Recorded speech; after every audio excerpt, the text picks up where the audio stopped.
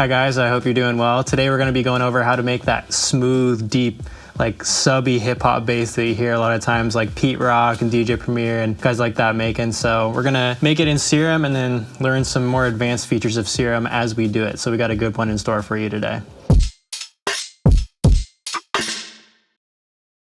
So let's say we wanted to add a bass to this little loop we've got.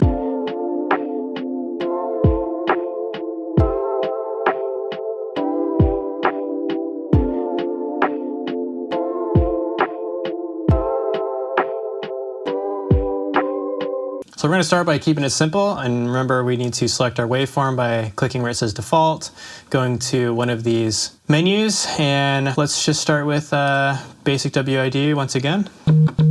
Just a nice sine wave. Then we're just going to move it down a couple of octaves so that we don't have to play at the far left part of the keyboard. It's sort of nice to have a really deep sound to start your bass sound off with, especially for something like this. So that's why I like to use just a sine wave. And that way also you don't have to worry about filtering out so many harmonics that are created when you use something like a sawtooth.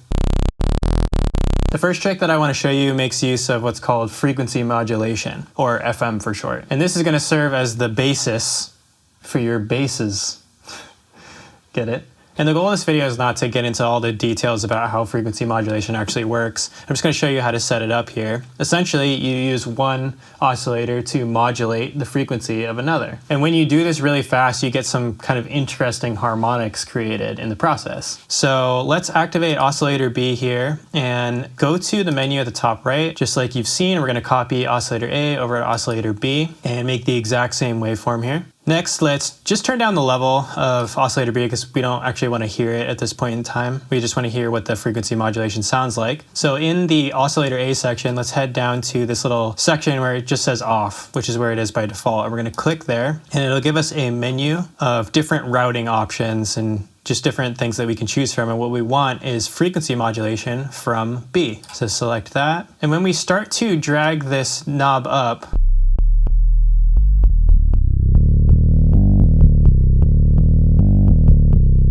you can really hear those harmonics getting added now. Let me just quickly show you what frequency modulation actually does. So I'm going to move oscillator B down 4 octaves so you can kind of hear it working. I'm going to play this note.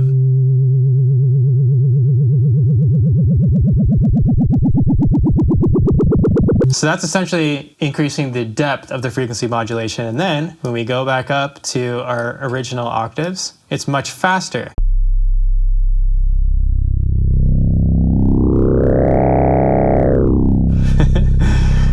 But the cool part about this is that it adds a lot of definition to the bass, which I love.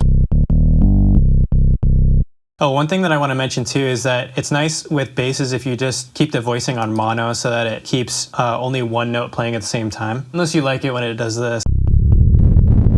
Now that we've got that FM knob at kind of a level that we like, let's start working on the envelope here. All I'm planning to do here is just bring the sustain down so we can get a little bit more action happening on the volume, make it sound a bit more natural, have more attack. Bring the decay to a shorter amount. Maybe slow the attack down so we get rid of that click at the beginning. Cool. Now, as you heard earlier, you have to be kind of careful with how much frequency modulation you actually use if you want this smooth sound. So what I'm going to do is set up what's called a macro, which allows us to control multiple knobs inside of Serum to do different things all at once. So let's say we wanted to create kind of a tone control with our frequency modulation and set sort of a limited range for the frequency modulation. So what I'm going to do is find the lowest value that I'd like my frequency modulation to be. Say 30%, not much happening there. And let's say that we wanted it to go up to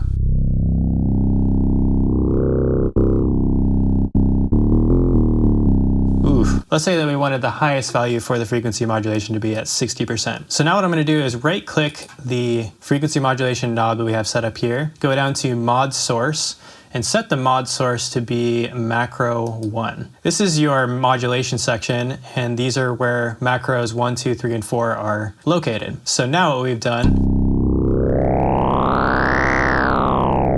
is we have macro 1 controlling this range of the frequency modulation. Now obviously it's set in the wrong place right now, but the first thing I'm going to do is double click in that blank space below the knob. I'm going to call it tone. Okay, so we've got our tone knob. And all I'm going to do here is drag it down to, we said 30%, we want it to be our lowest value, and then 30 plus 30 is 60, which is what our highest value was, so we want our depth control to be a range of 30. So it'll bring it from 30 to 60, okay? Let's test it out here.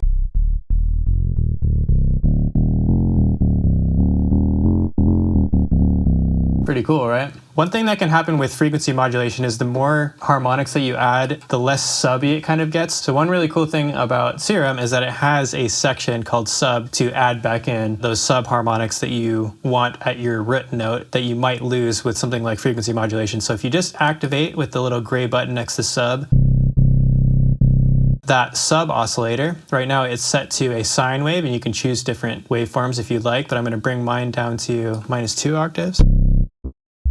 And if we just get rid of those oscillators right now, you can hear what it's doing. And you can also hit this direct out button, which basically has the sub bypass any of the filter routing or any of the effects or whatever, and you're only getting the sub, which is a nice clean way of adding some, sub harmonics back to your bass that you might have lost. Let's turn the oscillators back on. One thing that can happen with bass patches is that while this octave sounds okay,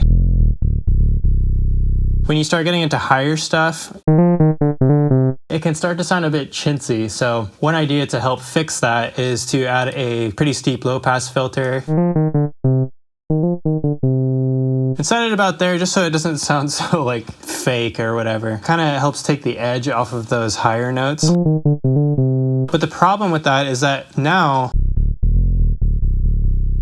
it can start to diminish your tone a little bit because those higher frequencies are pretty important at the ratios that they're at. So as a more elegant solution to this, we could have Serum only apply the filter when we play higher notes and then reduce the amount of filtering when we play lower notes. So to set that up, what we do is go to the right side of Serum and click where it says note, and you can see that the higher notes I play, the higher it goes. And this allows us to change how each note is treated in Serum. So what we can do is drag the note modulation to the cutoff. So now you can see that when we play different notes, it moves the cutoff filter to reflect the octave of the notes that we're playing. Now, if we want higher notes to be filtered more and lower notes to be filtered less, what we need to do is switch the depth to be a negative depth, because that will change it from opening up more with higher notes to closing down more with higher notes. And this will make more sense when you see it in action. So what we're going to do is reduce the depth so that it's, well, right now it's at -60, so let's see what happens. We've got a low note here, higher note, and it's filtered more, higher note, and it's filtered even more than that. If we raise the cutoff here and lower the depth a bit more so it's extreme, now we've got it filtering higher notes and less so for lower notes, but we can dial this in even more than that. If we look down at this graph, this shows us the exact data point of the note that we're playing. So if we wanted this note to be treated a little bit differently, what we can do is drag this and create a curve for ourselves. And when we click and hold and drag it up and create this kind of curve, we can see how extremely it treats it. Almost everything is getting filtered. And if we go the other way,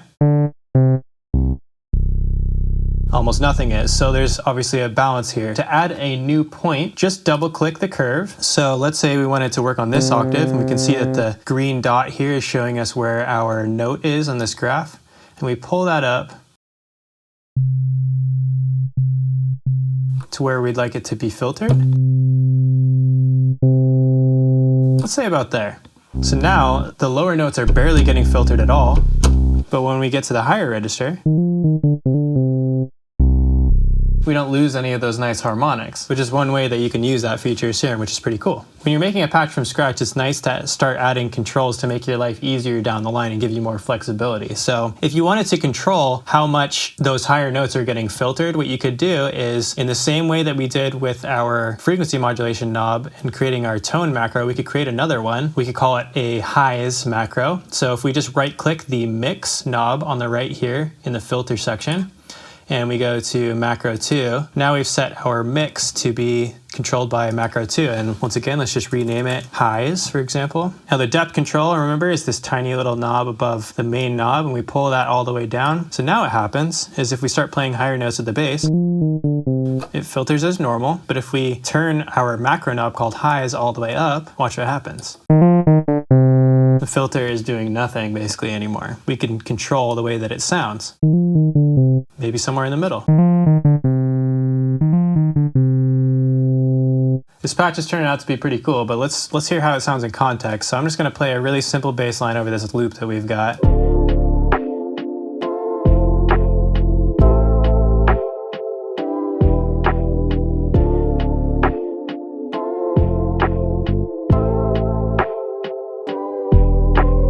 Yeah, it's definitely smooth and simple, but let's say we wanted to add an element of expression. Like the harder that we play a note, the more that the tone knob opens up, for example. A way that we could do that is to use the velocity source, which is right here to the left of the note source that we use to control the filter. When I press a note really lightly, that's the velocity value. When I press it really hard, it goes to the max. And we can use that to our advantage here. Let's drag the velocity to our frequency modulation amount, and let's reduce the depth to, let's start at like 15 or so. So you can hear that the harder that we play this,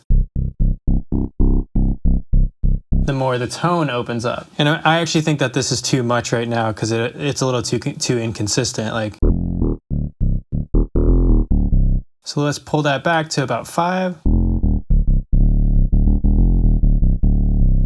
Cool, so we've added an expressive element here, but I can hear that when I play some notes, I want there to be a bit more bite at the beginning of the note, a bit more attack. Let me show you a cool trick on how you can set that up. We're gonna use envelope 2 to program this in. Right now we have envelope 1 selected, so just go to envelope 2. That's not currently assigned to anything right now. And I'm just gonna head down here and set the sustain to 0, set the decay to something like 100 milliseconds, because we want wherever we program this envelope, we want it to happen really fast and close up really quickly. In this case, it's the attack of the note. So about 100 milliseconds is a fine starting point. And then let's set the attack to, 8 milliseconds. Just slow it down ever so slightly. Now what we can do is head up to the top and go to our matrix tab. And what we want to do is in the destination column right here, head down to the first empty one. And we're going to go to the global part of the menu and click master tune for the master tuning of the entire synth patch. Now head over here to the far left in the source column and go down to the row that matches the one that you just changed. And we're going to set our source to be envelope 2. So now when we hit a note, nothing happens because we haven't adjusted the depth slider. So move the depth slider here in the amount column. Now we've got some movement here. Obviously that's too much because we can hear it kind of making that crackling sound at the beginning. So bring it back. Let's set it to be about 20. Now we've got a lot of attack here. It's still a little bit too much, but what I like to do at this point is just head over to the far right column here called output, and you can just drag the slider. You'll remember this from our Lo-Fi Keys patch episode if you tuned into that you can just dial this back, and it helps make whatever changes you made in the amount to be more subtle. So rather than dragging this slider tiny amounts, you can just drag this slider on the right to go the full amount of the depth. So I'm gonna bring mine, So here's what it sounded like before, and here's after.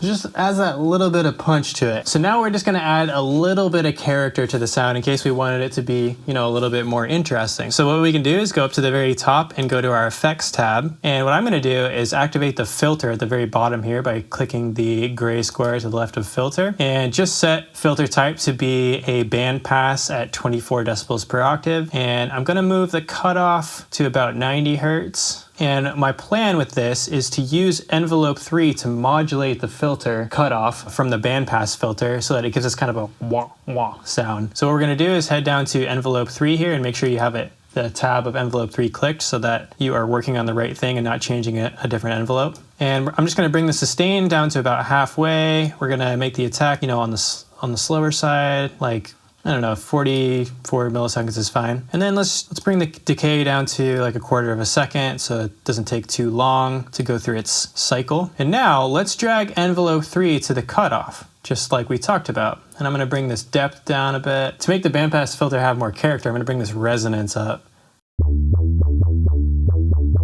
It gets a little funkier.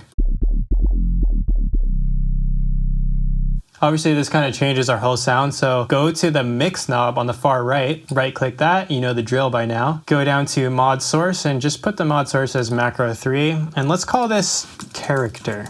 So we have the option. So we need to reduce the mix all the way down to 0 and then bring this depth control all the way up to 100 so it's going in the right direction now. Character's at 0 and we can't hear the filter working at all, which is what we want. Then, you know, you're working on a song and you're like, oh, I want more character. And now it's a little bit more interesting and funky. It saves you a little bit of time. Let's say we're happy with this for right now. Deep hip hop bass 1. Hit enter, and that's it. Now we've got this stuff all set up. Super flexible bass that you can use for basically any genre, but especially for, you know, that deep hip hop sound that a lot of people like. Why am I still wearing these? I don't need these. What kind of sounds do you want me to make next? Let me know down in the comments below. We'll see you next week on the next In the Beat. Take care.